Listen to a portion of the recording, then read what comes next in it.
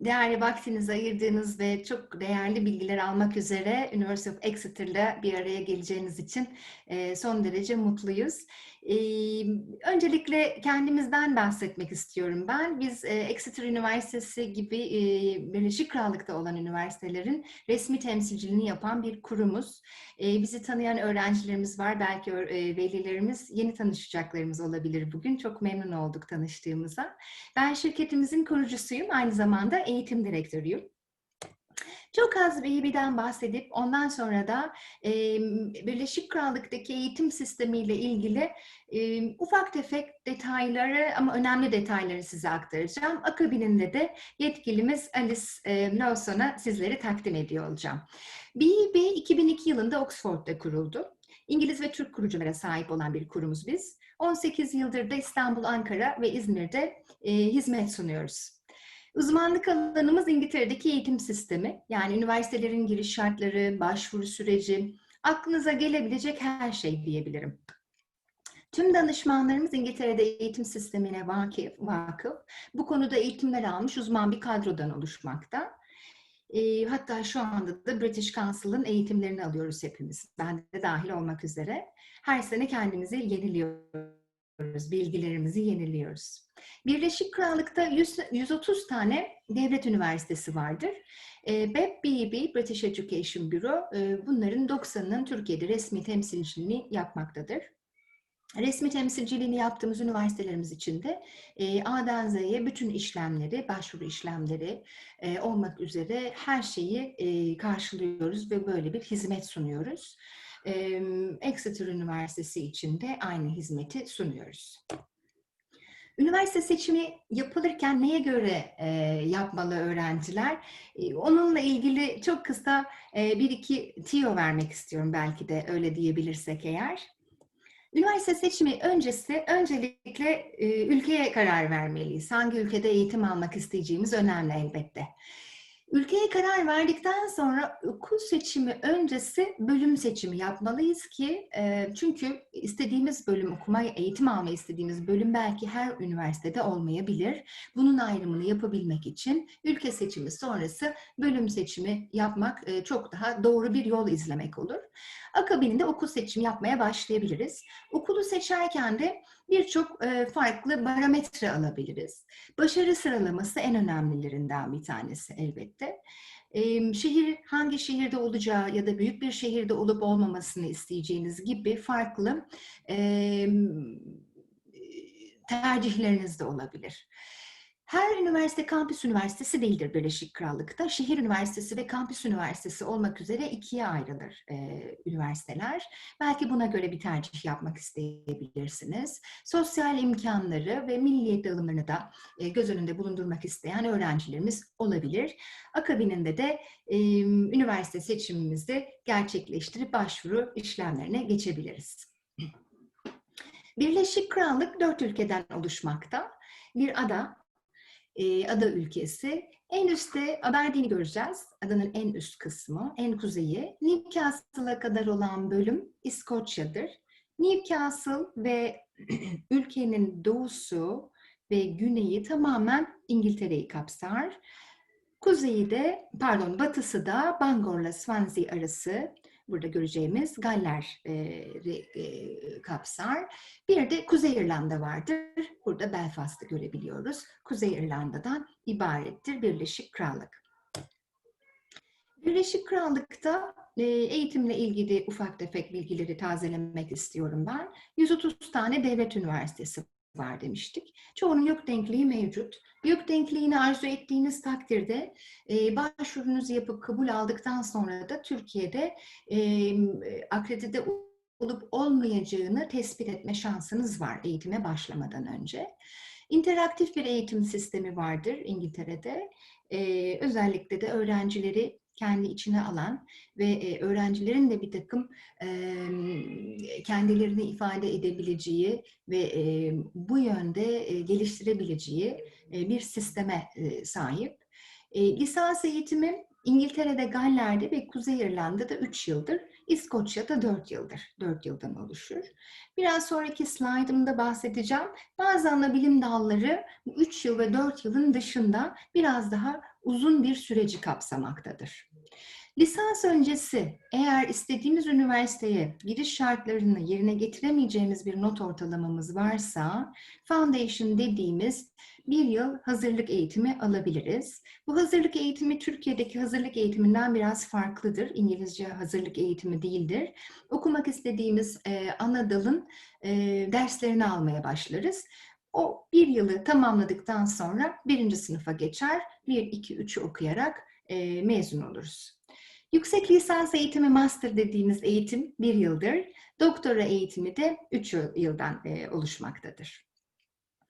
Mezuniyet sonrası 2 yıl oturum izniyle iş bulma imkanı sağlamaya başladı Birleşik Krallık bize. Geçtiğimiz sene yürürlüğe gelen bir kanun bu. Dolayısıyla uluslararası öğrenciler hem okurlarken haftada 20 saat olmak üzere, tatillerde full time çalışmak üzere hem de mezuniyet sonrası 2 yıl daha iş bulmak üzere ülkede kalma hakkına sahipler. Önemli bir nokta da aslında İngiltere'deki üniversitelerin, Birleşik Krallık'taki üniversitelerin başarı çıtaları çok yüksektir. Böyle olunca da dünya başarı sıralamasında ilk yüzde bulunan üniversitelerden kabul alma ve oralarda eğitim alma şansımız oluyor. En güzel yanı bence bu. Eğitim alanları yelpaze oldukça geniş. Bütün alanlar mevcuttur. 3 tane ana bilim dalında 3 yıl, 4 yıllık eğitim birazcık daha süreç olarak daha uzun bir eğitim sürecini kapsıyor. Tıp fakültesinde tıp eğitimi almak isteyen öğrenciler 10 yıllık bir süreçten, eğitim sürecinden geçmek durumundalar. İstenilen bazı farklı testler var. Entry requirement'ı dediğimiz giriş şartlarımızda, istenilen giriş şartlarında ek istenilen bir takım farklı sınavlar olabiliyor. Tıp fakültesi için bunlar geçerli olacak. Mimarlık ve hukuk için ise eğer öğrencimiz İngiltere'de, Birleşik Krallık'ta 3 yıl eğitimini aldıktan sonra Türkiye'ye dönmek isterse mimar ya da hukuk avukat olarak Türkiye'de bunu sağlayabilir. Ancak özellikle Avrupa'da ya da Birleşik Krallık'ta mimar ya da hukukçu, avukat olmak isteyen ya da hakim olmak isteyen, kariyerlerine bu yönde devam etmek isteyen öğrenciler olursa da bu eğitim sürecini 7 yıl olmak üzere tamamlamak durumundalar. Bu 3 ana bilim dalı diğer başlıklardan farklılık göstermekte eğitim süreci olarak. Benim söyleyeceklerim şimdilik bu kadar. Bizleri takip edebilirsiniz. Farklı webinarlarımızda üniversitelerimizle bir araya gelebilirsiniz. Sözü ben yetkilimize bırakacağım. Yetkilimizin sunumundan sonra eğer sorularınız olursa chatroom'a yazarsanız lütfen soru cevap şeklinde Alice'den yanıtları da alma şansımız olacak. Ben şimdi Alice'e sizleri takdim ediyorum. Alice Lowson, University of Exeter yetkilimiz. Alice, thank you so much. It's yours now. Thank you, Sevda. Thank you for the introduction, and also thank you for setting this up and inviting me along. So I'll get straight on and start screen sharing my presentation.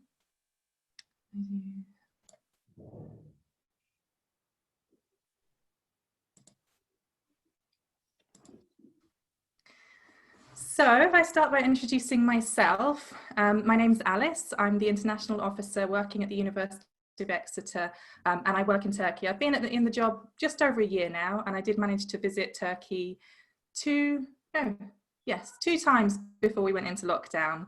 But I certainly hope I'll get back again, hopefully in 2021.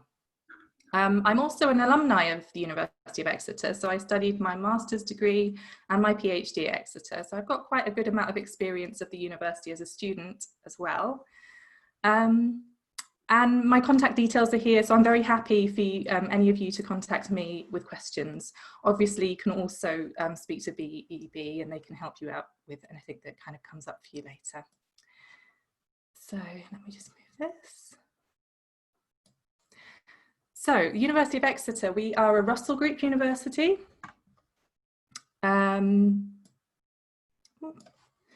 Which means that we're in the top 24 research intensive universities in the UK. We're consistently well ranked overall, currently top 10 in the UK and top 150 in the world. We're also very proudly international, so around 27% of our student body is of international status. We've got just under 20,000 undergraduate students. We've got students represented from over 183 different countries, so it's quite a diverse, multicultural mix at the university.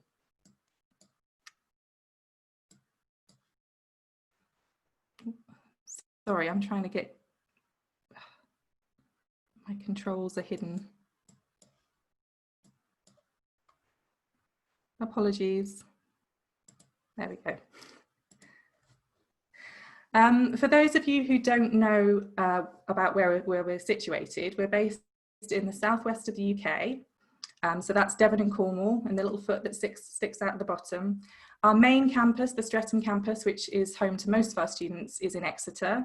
And Exeter is a small city. It's about 2.5 hours from London by train, and about an hour from Bristol by train. So in terms of flying into Heathrow is quite easy, and then you can pop on a train straight down to Exeter. We also have a campus down in Cornwall, the Penryn campus, and that's about 2 hours further down. And we can talk about those campuses again in a minute. The southwest of England itself, in terms of an area, part of the world, is a very special, beautiful place. We've got hundreds of beautiful beaches nearby. We've got 2 national parks. It's a really lovely part of the world for sort of outdoor exploring and outdoor activities. According to a major new study in 2019, the Southwest was found to offer the best quality of life anywhere in England and Wales. And Exeter itself, the location of our largest campus, has been ranked the top 10 safest city in the UK, also top 10 for overall student experience. It's quite a small city, as I said, similar size to Cambridge, and it's very much a student city. So it's in terms of the relationship between the campus, the university and the city, it's quite dominated by the student population. There's lots to do there, lots of bars, restaurants, clubs, all kinds of sightseeing and that kind of stuff. So it's a nice place to spend some time. So the 3 campuses that I mentioned, sorry, I mentioned two areas, but one in Devon and one in Cornwall. Our main campus, as I said, is the Streatham campus. This is home to around 17,000 of our students, so it's by far the largest campus. It's this one on the left here. It's a very beautiful green campus, large campus. It's actually a registered botanical garden, so there's lots of green spaces there for you to explore and sit down and study in. It's also a very well provisioned campus, so we put a lot of investment, a lot of money into this campus in terms of the research facilities, the buildings, the accommodation, also the recreational facilities, so sports facilities are some of the best in the country. And then just across the city, so this is situated just on the edge of Exeter, you can actually walk into town in about 10 minutes. And then just on the other side of the city is the St Luke's campus. It's much smaller. It's specifically home to our medical sciences, sports and exercise sciences, and education students. So it's built around this lovely little quad. It's a very friendly little campus. You can get between the two in about 20 minutes, and we also have a bus link that links the two, so they're quite well linked together, and also both quite close to the city centre, walking distance. And then in the middle here, this is the Penryn campus. It's, as you can see, it's right by the sea. It's a beautiful location. A smaller campus in terms of numbers, so we have about 6,000 students here. It's a very small, friendly, intimate atmosphere. We actually share this campus with the Falmouth School of Arts, so there's quite a nice mix of arts students and University of Exeter students. There's a real focus here in subjects on environmental sciences and ecology, this kind of thing, but there are plenty of other courses available too, so you can study humanities here, engineering courses, renewable energy engineering, mining and minerals engineering. Yeah. So we have 6 academic colleges at the University of Exeter. We have the business school offering things like economics, business management, finance. This is just examples. We have many programs, so if you go to our website, you'll see a full list of all of the different programs available in these colleges. Medical schools, so we do have BM, BS medicine, but we also have medical sciences, sports and exercise, medical sciences, human genomics, extreme medicine, all kinds of variations. We have the College of Life and Environmental Sciences offering things like biology, psychology, geography and geology. We have the College of Engineering, Maths and Physical Sciences. So there you can study things like computer science, engineering. We have some really interesting offerings within the engineering department where you can combine engineering and management. And as I mentioned, we also have quite specialized areas like renewable energy engineering. Humanities, we offer programs in history, archaeology, drama, art and visual culture, English literature, I think that's most of them, classics. And then the School of Social Sciences and International Studies. So we have law, politics, international relations, sociology, criminology. We also have the Arab and Islamic Studies school based within that college. Many of our courses can be combined, so you can study several subjects together. We also have a specific program called Flexible Combined Honours, which allows you to combine up to 3 different subject areas. Liberal arts we offer, which is a nice way of blending different subject areas. There are 4-year study options as well as 3-year study options. So our 4-year programs can include a study abroad year, and they can also include, a with industrial experience year. So this is a work placement year where you can go and study in a work placement related to your field of study. For undergraduate students, you'd be applying through UCAS, and the deadlines for UCAS are for medicine, 15th of October, and for other subjects for equal consideration, you need to apply before the 15th of January. Final deadline before clearing is the 30th of June, and then it goes into clearing. If you want to find out more about this, there is information on our website about how to apply. The whole process is explained, and you can also go to the UCAS website, and there's lots of information there as well. For postgraduate students, you can apply directly through our website. So on each of the program pages, there's a link there that will take you through to an online application form. Deadlines for postgraduate study are much more flexible, so you can put in an application in quite late, but obviously we encourage you to give yourself as much time as possible to get everything sorted, accommodation, visas, all of these things. I won't talk about personal statements and stuff like that right now, but of course if you've got questions at the end I can talk a little bit more about that. So in terms of entry requirements, we are a high-ranking university, and that is reflected in the requirements. They do vary by program, but generally, so for undergraduate students, most of our programs are looking for the equivalent of 3 A's at A-level, and we equate that to 80% in your Turkish diploma. We also accept IB diploma, SAT subject tests and AP subject tests, and various other qualifications, international qualifications. So if I haven't mentioned something that you're studying, don't worry, just get in touch. It's very likely that we can consider your qualifications. So some subjects will also have specific subject requirements. For example, engineering, some of our business subjects, science subjects will require you to have maths either at GCSE level, so that would be equating to your year 10 in your Turkish diploma, or at A-level equivalency, which we would look at your year 11-12 in the Turkish diploma. English language requirements, so we do need a proof of English language, and we can accept various different tests. Obviously IELTS is the most common one, but we can accept other tests. There's quite a long list of ones that we can accept. If you go to our website, you'll see that, and you'll also see the required scores for those. If you're not quite meeting the direct entrance requirements, we do have foundation programs available. So we have 1-year preparation foundation programs that will lead into most of our different courses, most of our undergraduate courses. We also have something called an international year 1, which is for a fairly specific number of programs. And it's often these programs that do require you to have a certain level of maths or science.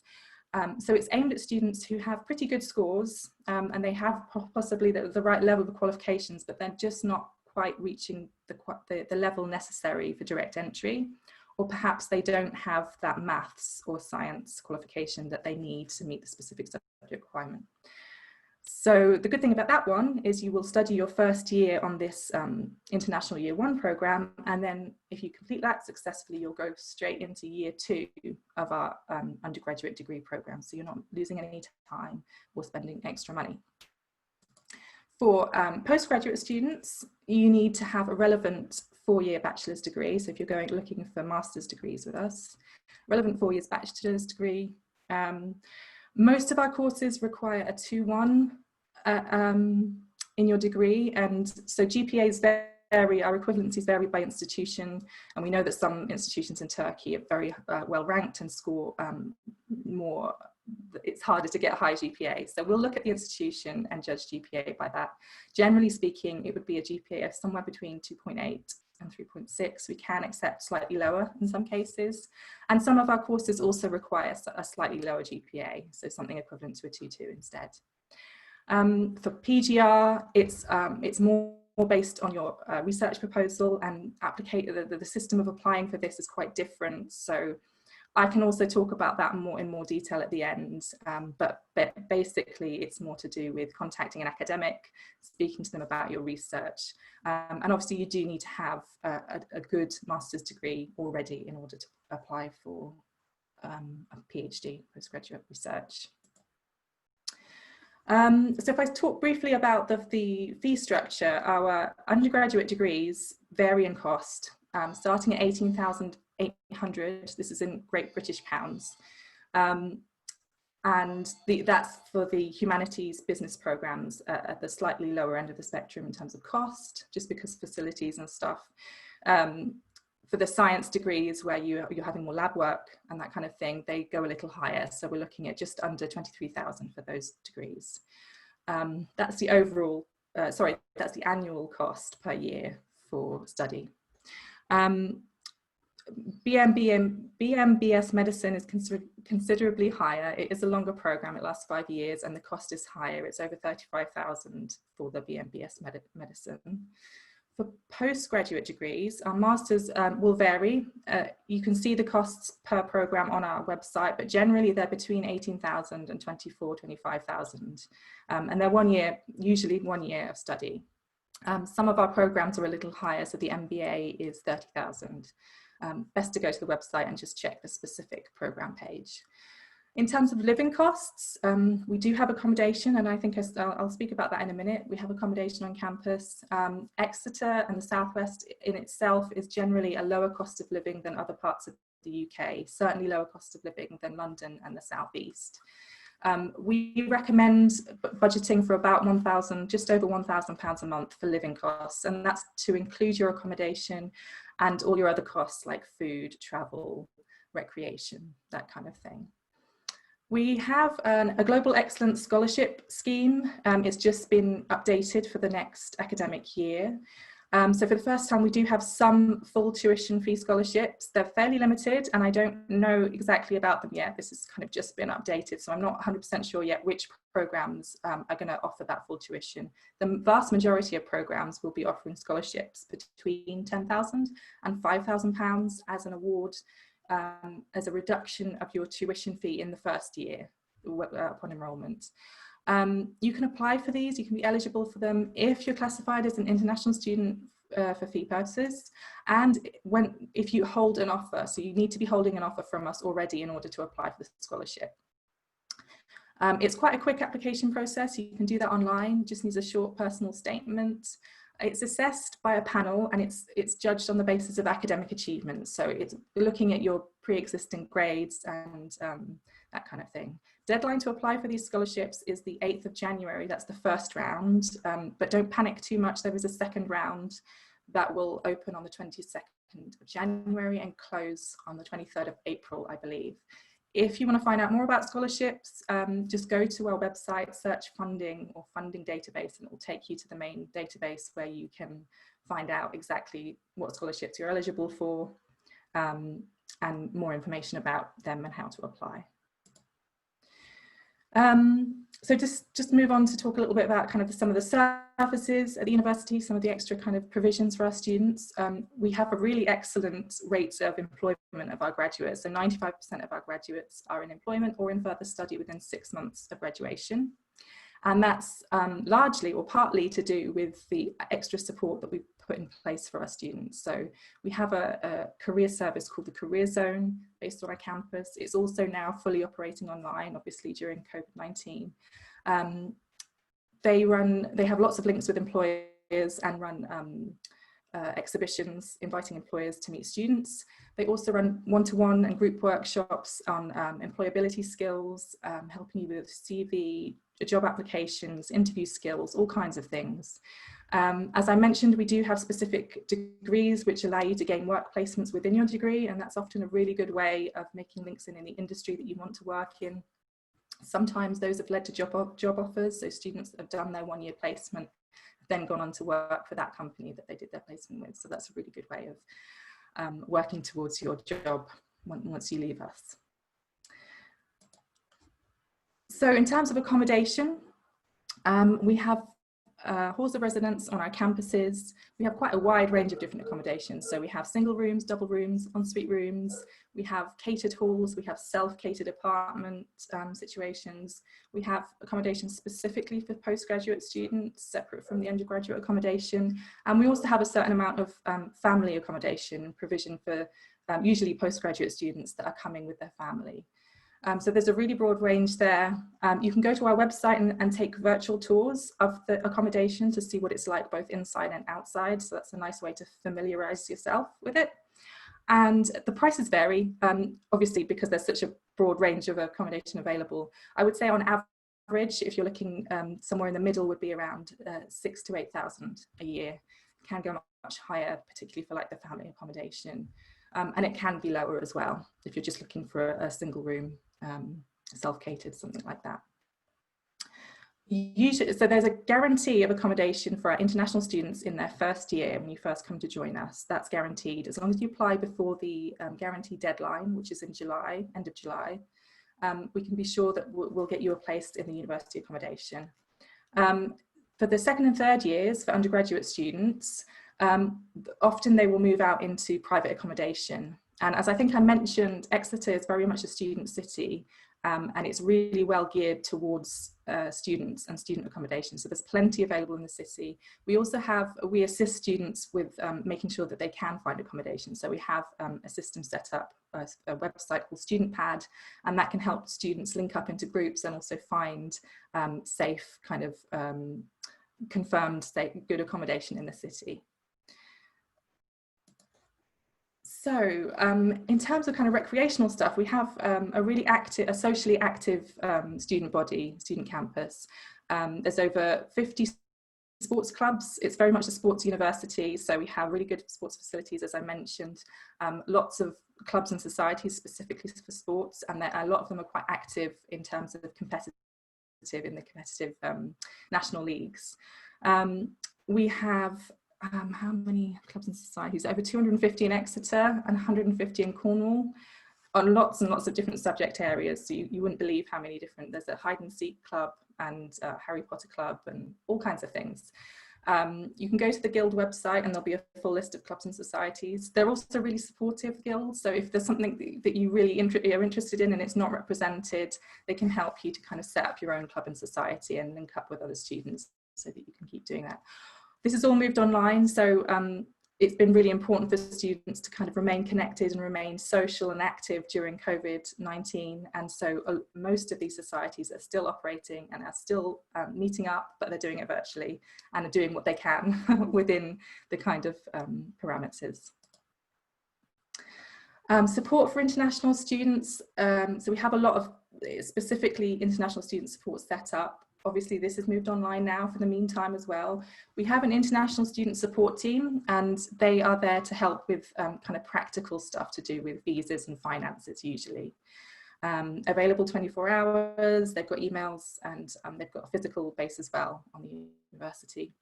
There's academic and pastoral support, so every student that studies with us will be assigned a personal tutor within their academic department, and they are there to help with all kinds of things in terms of questions about your subject and your learning, but also anything to do with your life and difficulties. And they can also signpost you to other support and help. Health and well-being. So obviously it's more of a concern now than ever, but it's always been the case that students will have full access to the NHS while they're with us. So they'll get the same healthcare provisions as UK nationals. There's a surcharge that's paid when you apply for a Tier 4 visa, and that makes the NHS emergency healthcare and general service available to you. We also have a doctor's surgery, a health centre on the campus, and you will be able to register with a doctor, a GP, whilst you're there. We also have a wellbeing centre, so they're there for kind of counselling, support. It's fully confidential, and that's also available online now.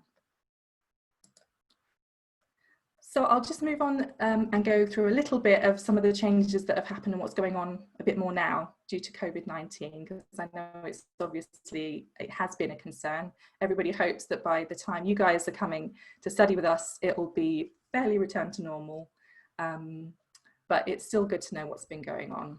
First of all, it's worth pointing out that the southwest of England, where we're based, is one of the least badly affected areas in the UK from COVID-19. And in terms of overall cases, the rates are 1 in 93 for Devon, where Exeter is, and 1 in 144 for Cornwall. So Cornwall was incredibly low, the number of cases. If you compare that, so for example, in the Greater London area, 1 in 35, and the Greater Manchester area, 1 in 19. So we are doing comparatively well. And the chart next to it, so this is just the latest update. I took this at the beginning of the week on Monday. So this is to do with current cases, recent cases of COVID, specifically at the university. And as you can see, we've had no cases in the last week, down from 1 case. We did have a spike when students first arrived in September, but we have an extremely effective rapid response system in place, so for testing and then also for supporting students that need to go into self-isolation if they do test positive, and making sure they're well provided for as well. So we have various systems for providing kind of care packages and food and any kind of needs to students that do have to go into self-isolation. Obviously, when this all happened in March, there were various things that we kind of wanted to be able to do and react to make sure that international students and international offer holders were being considered and supported.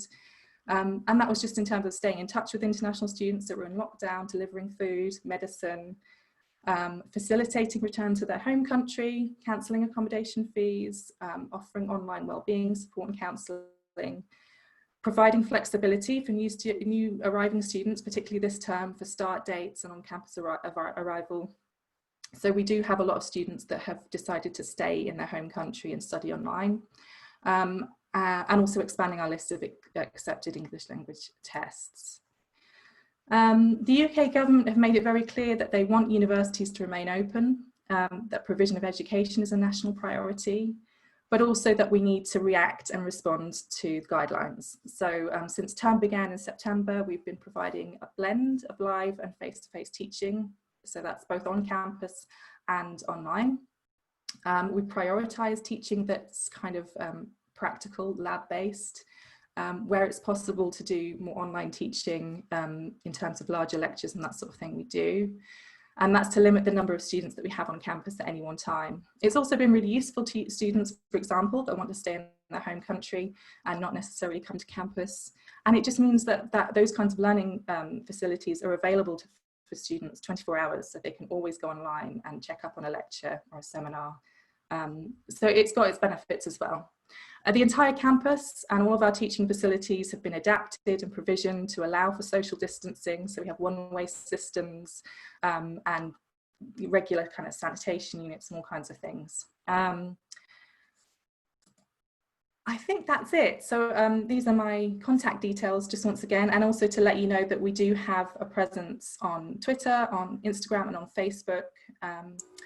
There's a Unibuddy system set up, so if you go to the website or you follow this link, you can go onto Unibuddy and speak to current students about and ask them questions.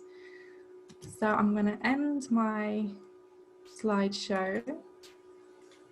So thank you very much for your great presentation, Alice.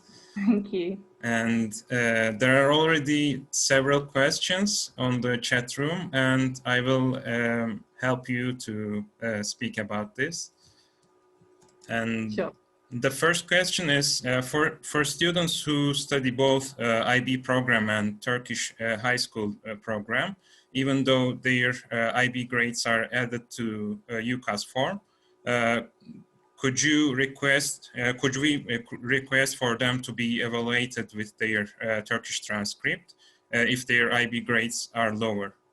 Yes, so we can give multiple offers, and we can give either or offers. So if a student, and it does happen quite a lot in Turkey, that students apply with more than one qualification or more than one kind of education system, we can so if we get your Turkish diploma and your IB, we can make an offer we can make two offers based on either of those. Usually they're conditional offers, and depending on whatever you do best in, we can go with that one. So yeah, you don't need to worry. We can certainly make offers based on all of your qualifications. Okay, thank you. And do you have psychology master's programs?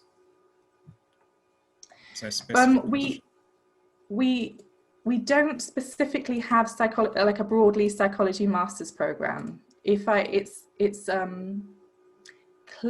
me just bring it up.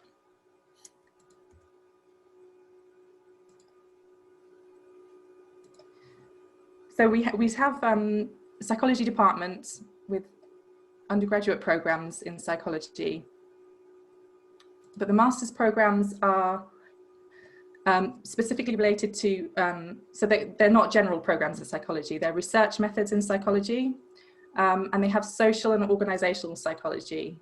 We also have animal behavior, which is kind of linked to psychology.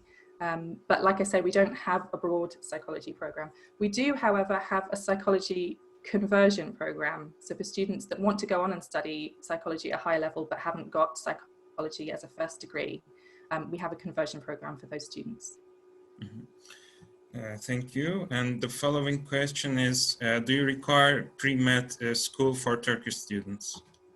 Sorry, say again? Do you require pre-medicine school for Turkish students? We don't, sorry, we don't have a pre-medicine school, no. Was that the question? Do we offer pre-medicine? No, we don't. No, okay. We have a foundation program that can lead on to medical sciences, but it won't lead on to the BMBS medicine, which I assume is what this student's interested in. So it's not the medicine program for those students that want to train to be a doctor. Mm-hmm. While doing masters, do you help students find jobs related to their departments? You already mentioned about career service. Yeah, but absolutely. Yeah, we do have a lot of support for students. So, and they can actually access that support up to a full year after they graduate. So we can continue giving them help with job searches, job applications, interview skills, all kinds of things. But yes, we absolutely do try and link our students up and make it possible for them to find good jobs when they leave. Mm-hmm. And what are the requirements for IB diploma? The following question.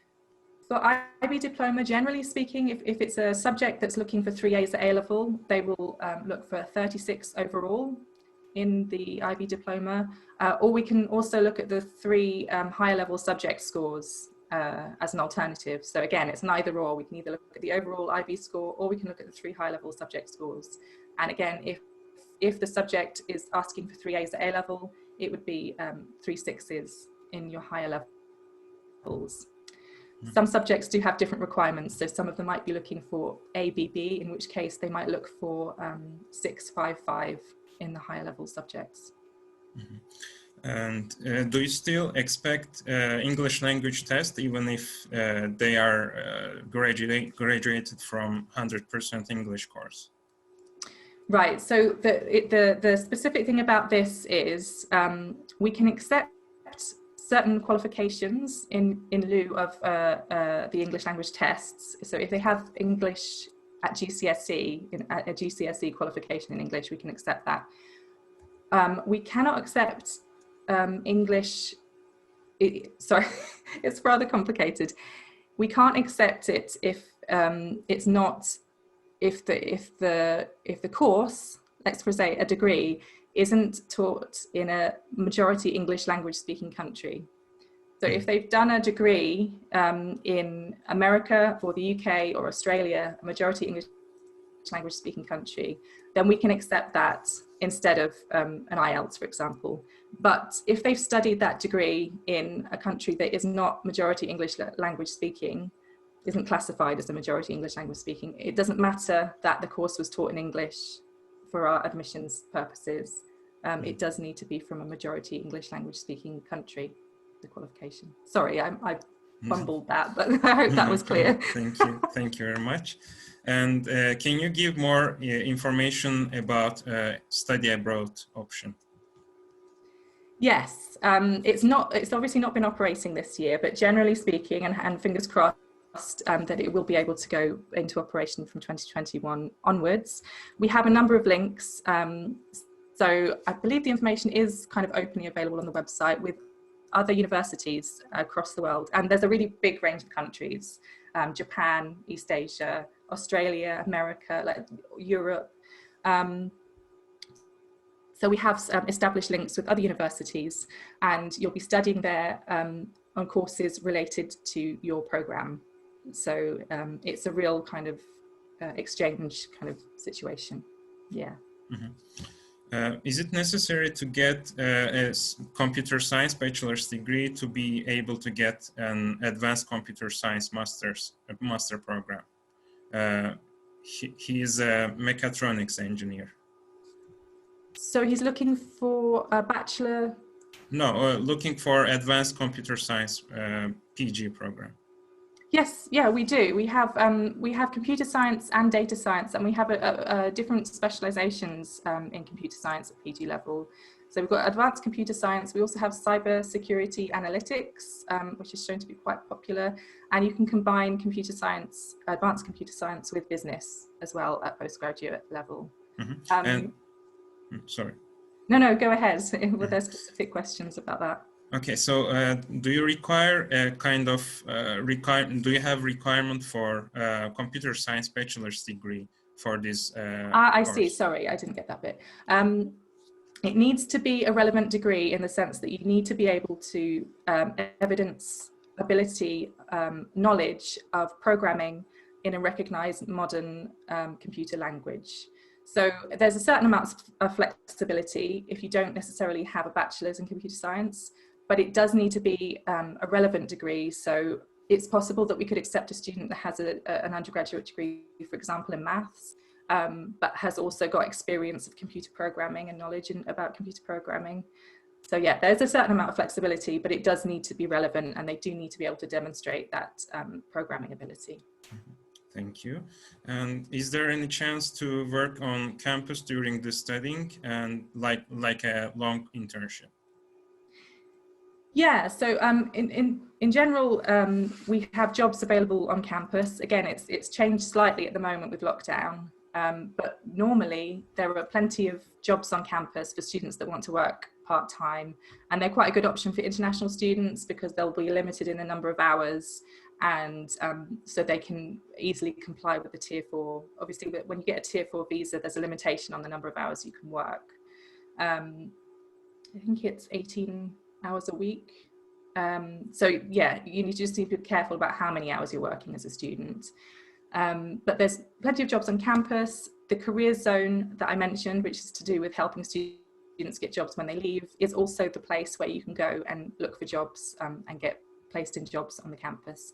There is also a lot of work available in the city. So as I said, it's a student city, very much geared towards students. And there's usually a lot of jobs, part-time jobs available in the city. So it's quite easy for students to work alongside their degree. Mm-hmm. Thank you. And one more specific question about law, I think. Yeah. What's the ideal GPA for law students who are applying for a master's degree, LLM programs? Ideal GPA, the top GPA. Enter requirement. No, generally speaking, I would say we'd be looking at about 2.8 GPA. That's the kind of ideal minimum. We can sometimes consider lower, and it depends on the university. But I would say if you've got a GPA of 2.8 or above, then you should definitely apply. That you're, that's a good GPA. Mm-hmm. I'm just checking. Can you give us more details for Penryn Town about costs and etc. and master's degree in mining engineering at Camborne School of Mine? Yeah, so the Penryn campus has a lot of accommodation available on site. So they have halls, and they also have a studio apartment type accommodation. There's a little kind of accommodation village. It's near a town called Falmouth. Falmouth is quite small, so it's considerably smaller than Exeter, not too far from other slightly larger towns like St Austell and Truro. But generally speaking, if you're studying at Penryn, you're not necessarily going to get the big city atmosphere that you might get somewhere like Exeter, or of course if you went to study in Bristol or London. It's got a lot of other positives and benefits. There's a really good social, cultural environment in Cornwall in the southwest. There's a big arts community, arts and crafts, lots and lots of opportunities for outdoor activities and sports and that kind of thing. Cost of living are fairly similar to Exeter. They'll be slightly lower, so accommodation costs and that kind of thing will be fairly similar. As I mentioned, we recommend £1,000 a month for budgeting. In terms of travel, you'll probably end up spending less in Cornwall, unless you're going up to London every week. But generally just getting out and about, it's very easy to walk, cycle, there are buses. It's not very expensive on that front in Cornwall. It's really quite easy to budget there. The mining and minerals program, obviously it's quite a bespoke program that run through the Camborne School of Mines. You get a lot of specialised specialised education in that area. It's quite hands-on, I believe, so that you get a lot of practical involvement. The Southwest, Cornwall, the reason the program's taught there is because the Southwest, and particularly Cornwall, has a really long history of mining. So the mining industry in there is hundreds of years old, and there's a lot of expertise down there to do with mining. So it's a good place to study it. Thank you very much. And one more question, a little bit longer.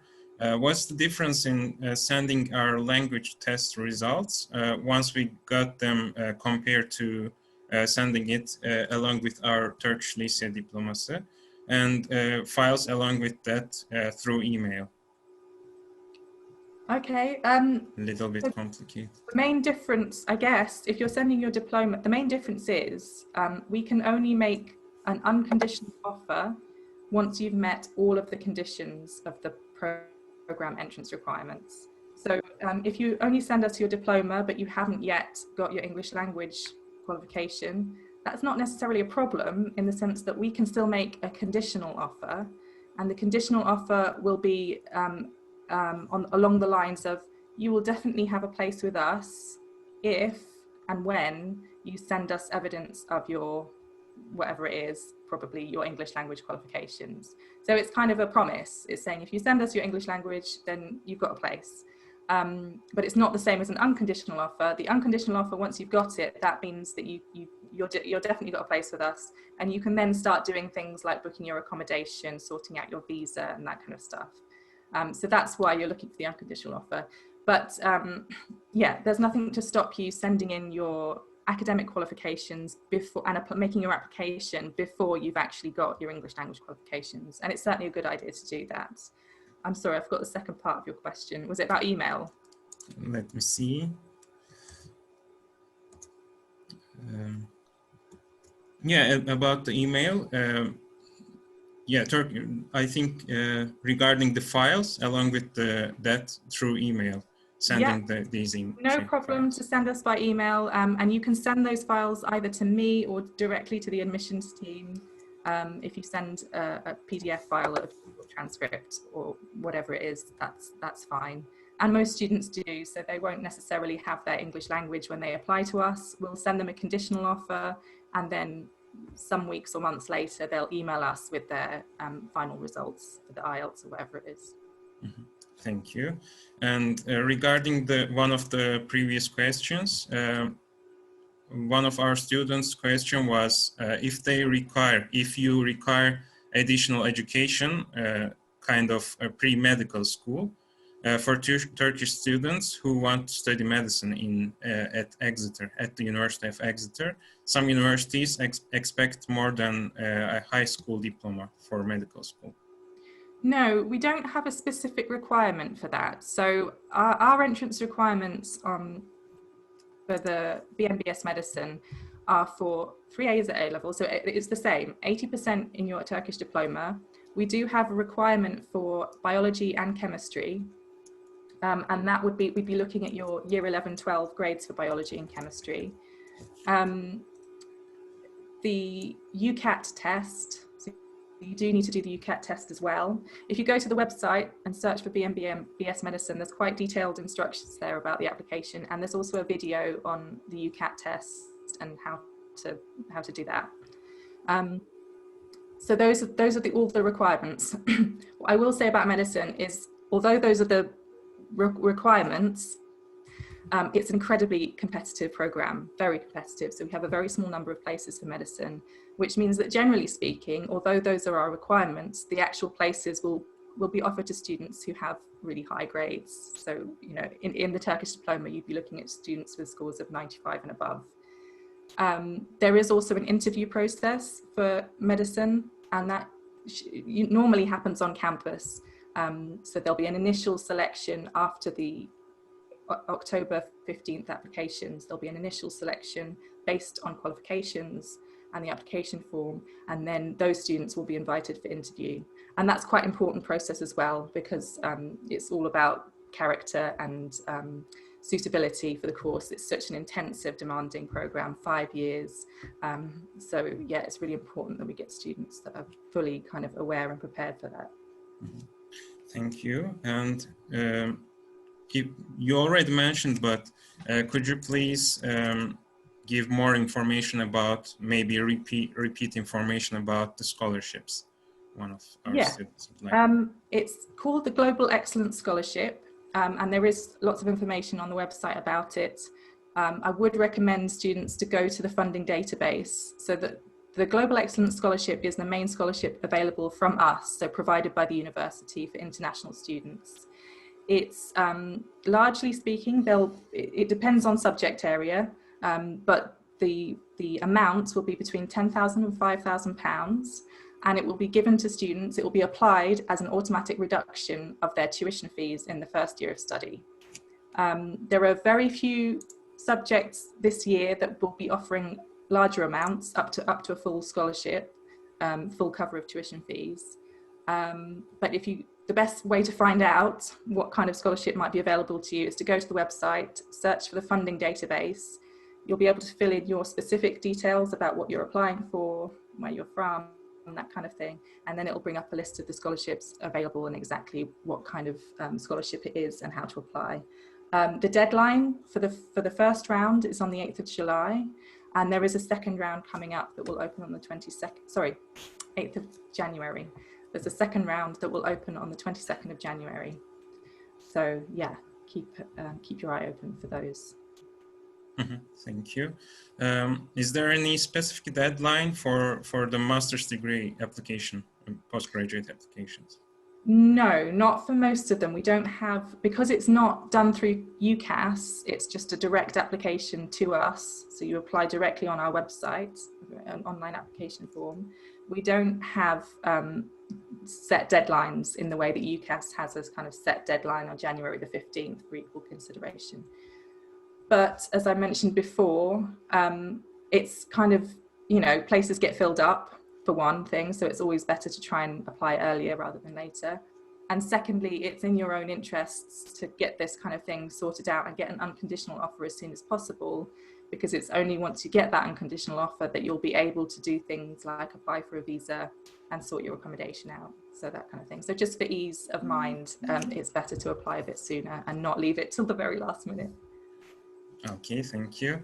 And one of our students would like to know about specific LLM courses at the University of Exeter.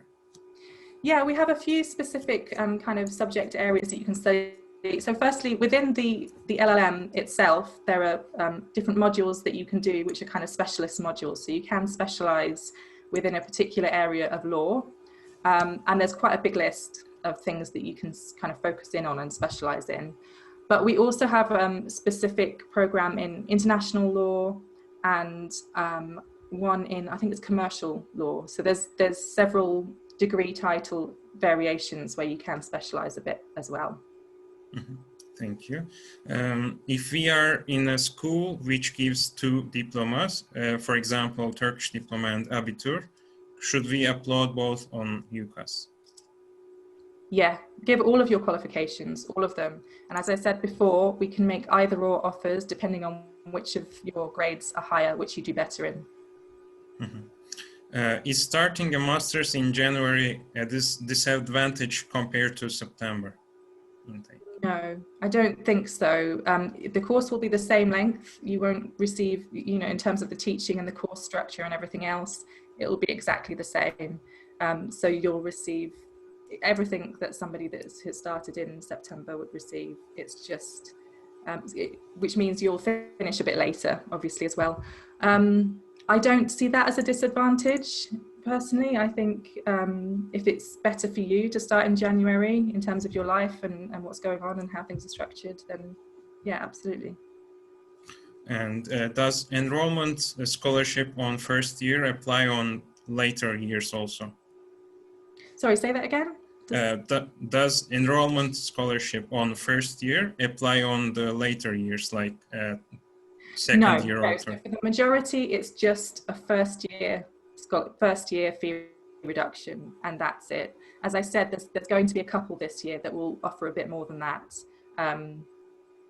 But keep an eye on the website and the scholarship information page to find out which ones.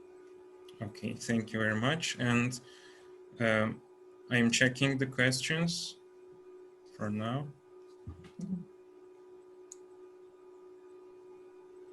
I'll send some information. So you're going to record this, but I'll also send the slides over, and I'll send some further links to videos and that kind of thing, which you're welcome to share with the people that have been here today, so they can see a little bit more, some videos maybe about the university and some from some of our students. Yeah, it would be great. Thank you.